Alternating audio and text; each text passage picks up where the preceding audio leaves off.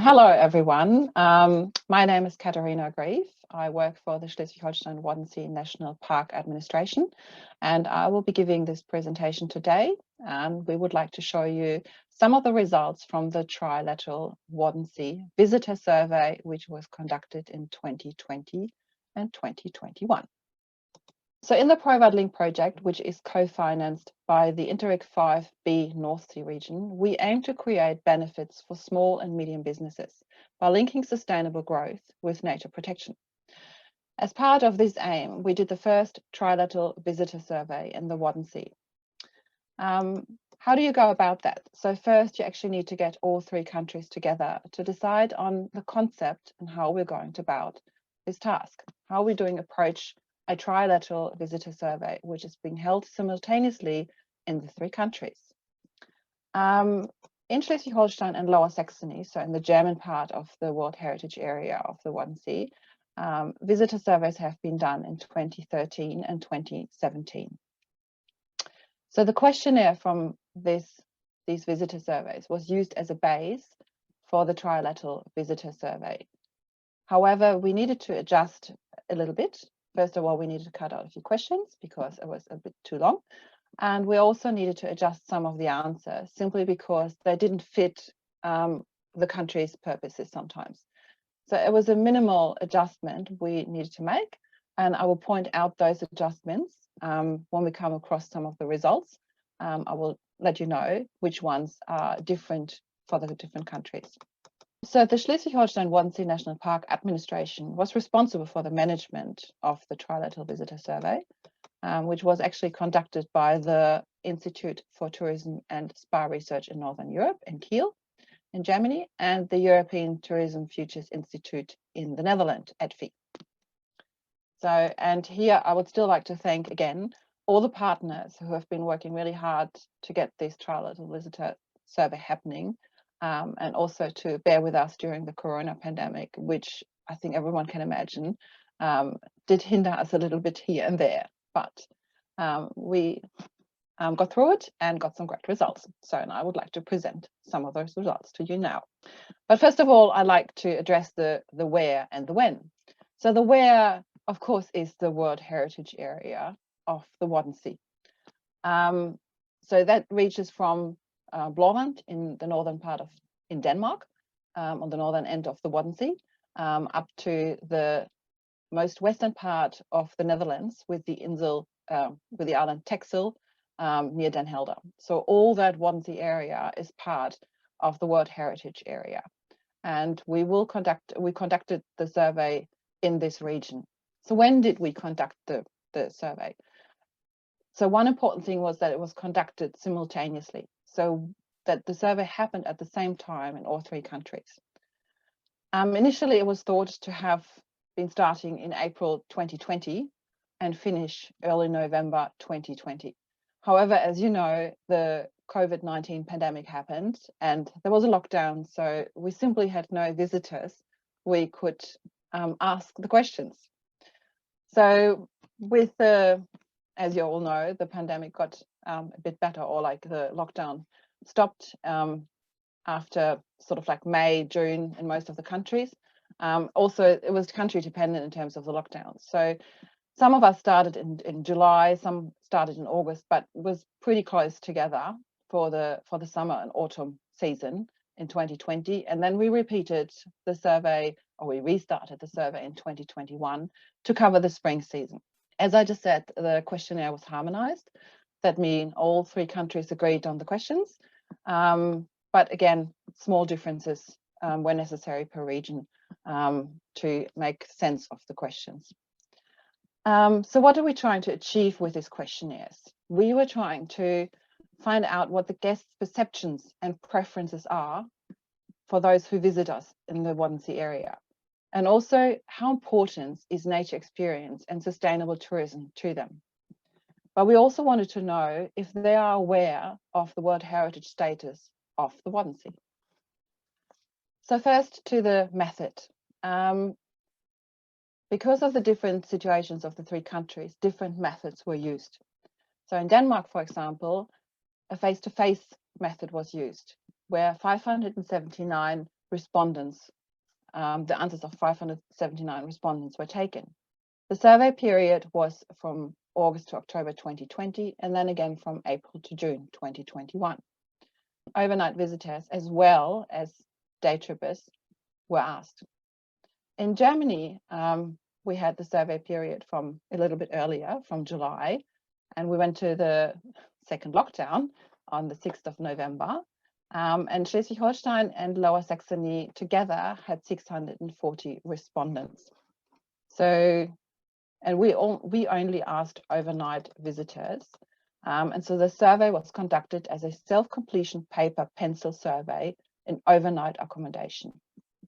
Of course, you could do it online. So we had a QR code on the questionnaire. If people preferred to do it online, that was an option.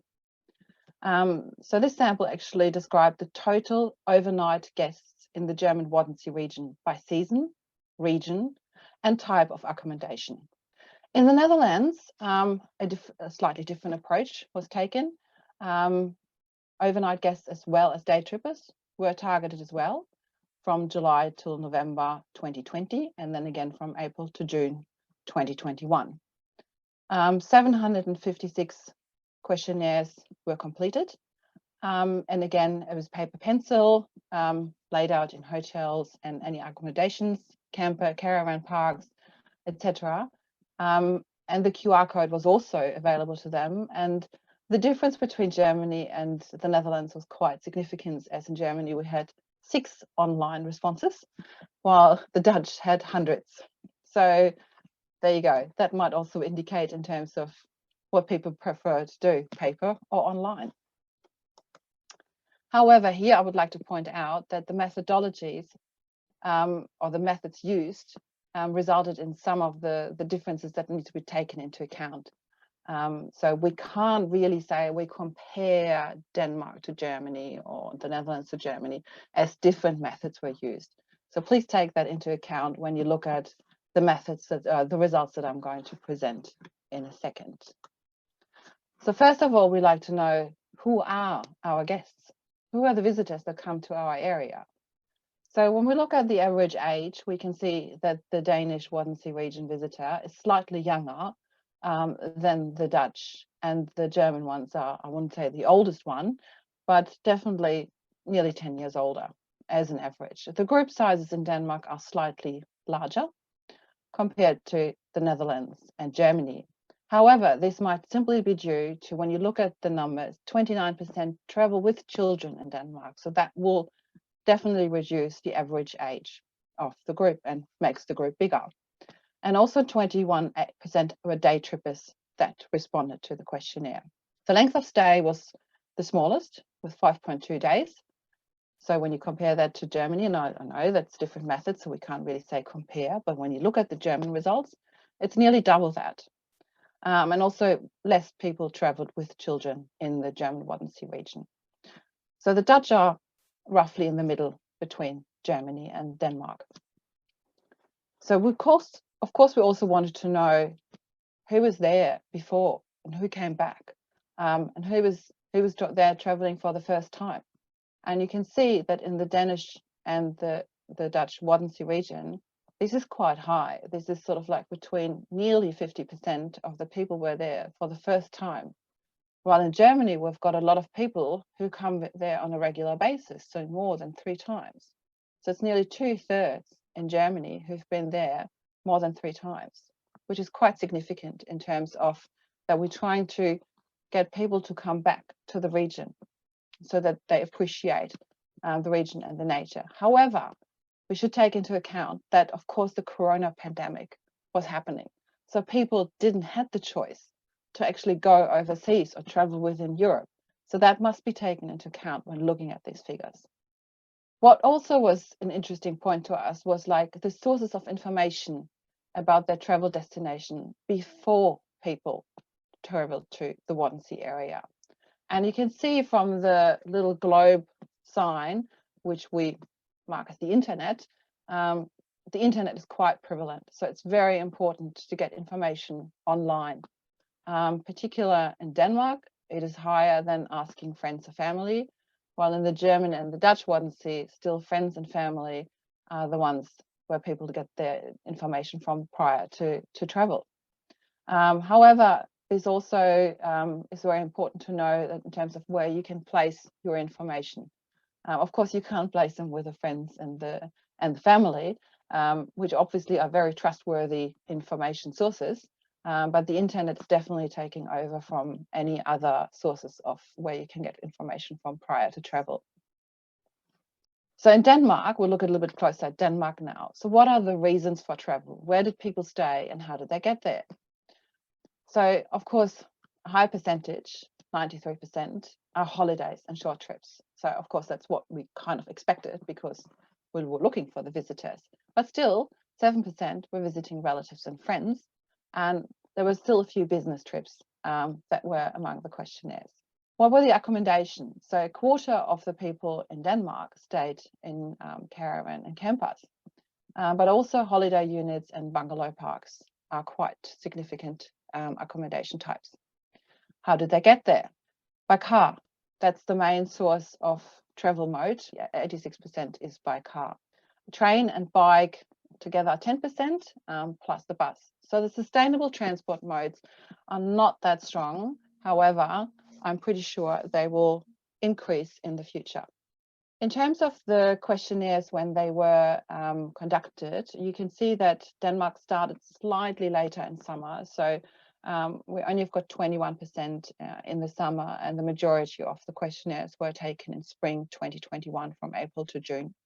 When we look into Germany, looking for the reasons of travel, accommodation, and the transport mode, we can see that, of course, again, holidays and short trips are the main reasons for traveling to the Wadden Sea area. Visiting friends and relatives also play a role, but a little bit less than in Denmark. And you can probably see here, like, well, it's 89%, it's 98%, sorry, I'm in the German mode sometimes, and 6% in one doesn't give 100. So some people obviously combine some travel, like some holiday travel, with at the same time visiting friends and family. Because the accommodation structure in Germany was different, because as I said before, there were slight differences between the different countries. And so this was one of them. This was one of the main differences, the accommodation structure. So in terms of what kind of answers did we provide the people to that they can answer like. And so in Germany, we had overnight accommodations, but not caravan and campers were included. So that was sort of like the accommodation structure that we used, and it is a representative questionnaire in Germany. So it's in that way, it's easier to control in terms of who will get the questionnaire. But the majority of those in private accommodations, the holiday and homes and flats, they are self-sufficient. So this is probably what I would say the less expensive mode of staying, because you're self-sufficient, you've got a kitchen, you can do your own cooking, you can keep your own food. While hotel and boarding houses and inns usually have combined like a breakfast in them, or maybe like even 1 or 2 meals. The majority of the questionnaires were actually done in summer 2020. So once the lockdown stopped, people were traveling. And so we got the majority of the questionnaires in the summer period of 2020. The mean of transport is very similar to Denmark, though a little bit less by car, and 17% by train, which is great for when we're thinking of sustainable travel. The 1% by plane is not probably what we would like to see, but it is 1% by plane. So in the Netherlands, we had 95% holiday and short trips, a few more business trips compared to the other 2 countries. And also the accommodation structure was different because they also included caravan and campers, Airbnb, and private rooms. So you can also see here again the bungalow parks, similar to the Danish Wadden Sea area. The means of transport are significantly less compared to Germany and Denmark. It's only 65%. So quite a few people traveled by boat and ferry, and 10% by bike. So that's a good sign in terms of sustainable tourism and sustainable travel, which we like to see. We wanted to see what are the people doing in terms of like seeing part of the area. Are they just staying where they are? Do they do excursions? Where do they go? How much excursions do they do? So when we again look at the 3 different countries, only 50% in Denmark did at least one excursion. So on the average, it was 2.9. And they mainly used the car. So lots of them traveled to the mainland or visited the islands. So there's some averages in terms of mainland trips and trips to the island there. In Germany and in the Dutch Wadden Sea area, there was on average more excursions done. And also they often used the bike, which is like 66 and 75%, which is great. And also the trips to the islands and to the mainland were quite well visited during people's stay. The difference in answers, and here again, we've got slight differences in the countries, is that in Schleswig-Holstein, we have got what we call Halligen. These are small islands where an artificial or man-made wharf or like mount has been created because the islands are really flat. And so a lot of people actually visit those islands. They might visit them via tidal walks or by boat, but they are visited by 75% of guests. So then we like to have a look in terms of what are people spending their money on.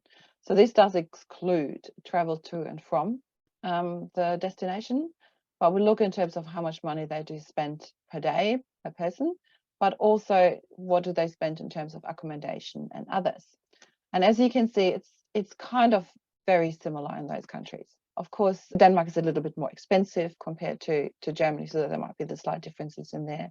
And also, as I said before, the length of stay in Denmark was 5.2 days on average, while in Germany was 10.2 days on average. So we can account the higher spending to the longer stays in Germany. And you can also see the split, if you're interested, between the 2 different states in Germany. And Schleswig-Holstein spends a little bit less than Lower Saxony. We wanted to know the relevance of the World Heritage Site for when people make their decision to travel here.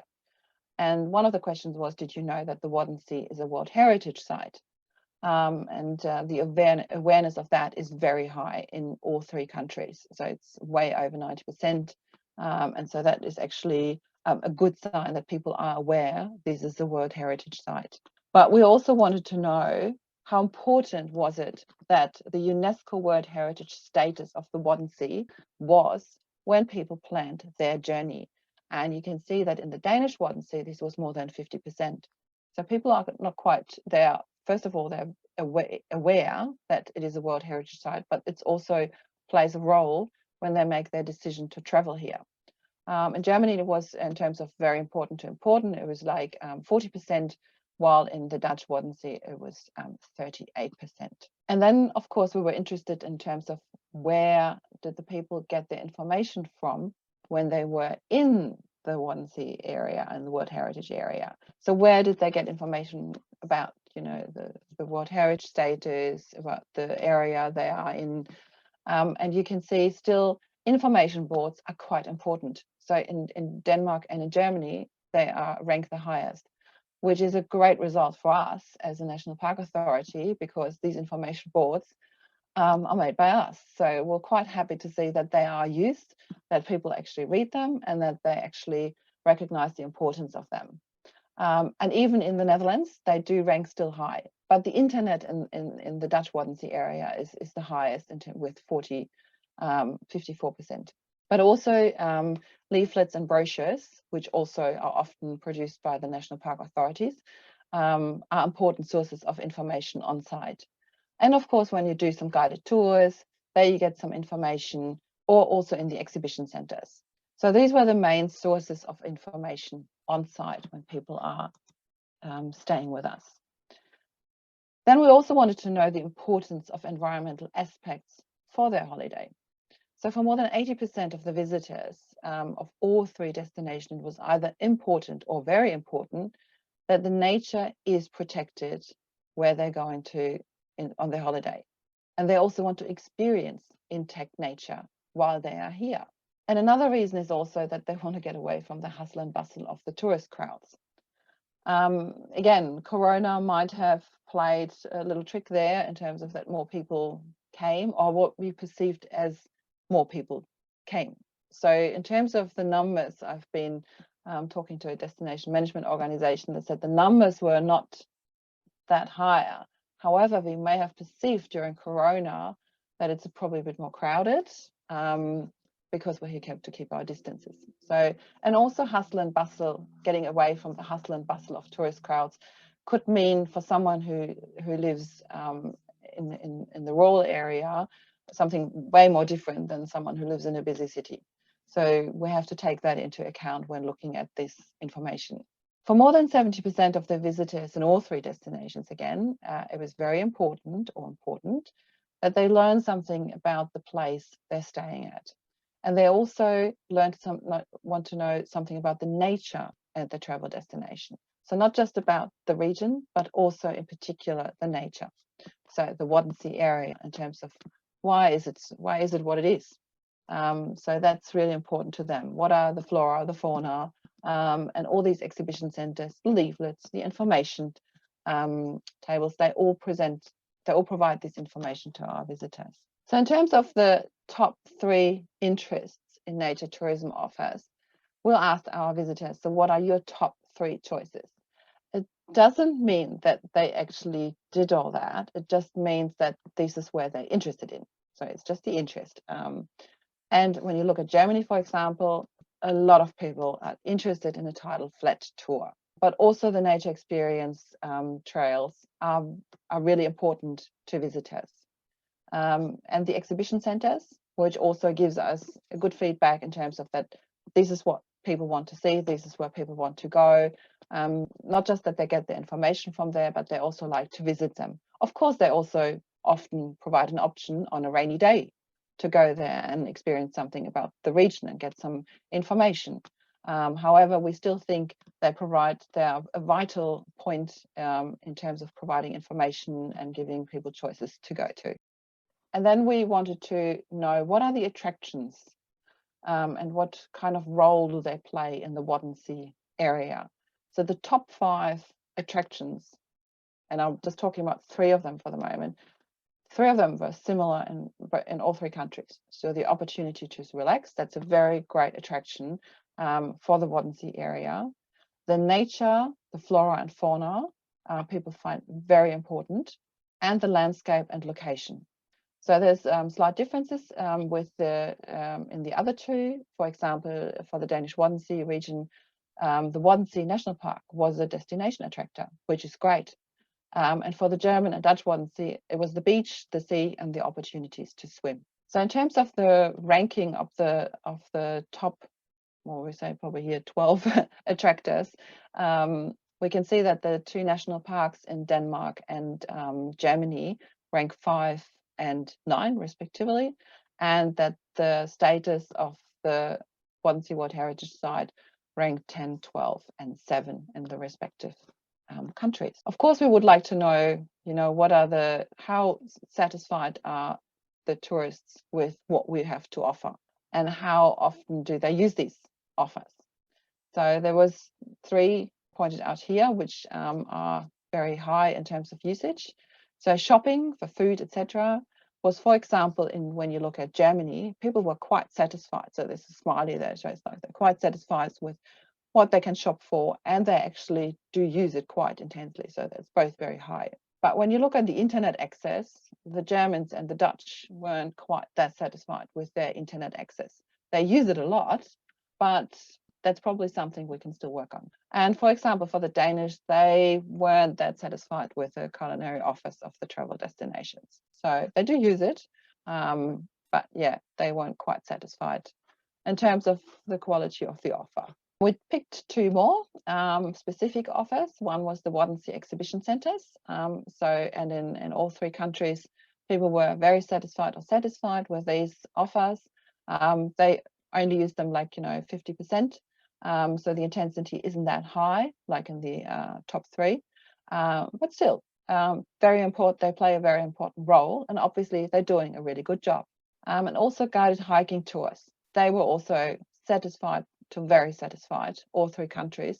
They did use them a little bit less, and that's why I said some people like to have an offer, but here we asked the people what they thought about when they actually attended one of these experiences. So still lots of happy faces on this slide. So what's next? Next for us is to summarize all those results in a brochure. So we will have different chapters on Denmark, Germany and the Netherlands, where we show these results in more detail. There will be lots of graph, lots of text. You will find more information in terms of the different distribution of ages who've attended, or you can see all the options people had there when they had to make the choices in terms of what they did. So there will be lots more information in the brochure upcoming, and that will be on the websites once it's ready, and will also be announced by the Common Wadden Sea Secretariat that when it's ready. So if you've got any more information, you can contact either my colleague Christiane Getje or me, Catharina Greve. We are managed the Trilateral Visitor Survey on behalf of the partners. And again, thank you for attending this this little video, and I hope you found some interesting, inspiring information, and thank you for listening.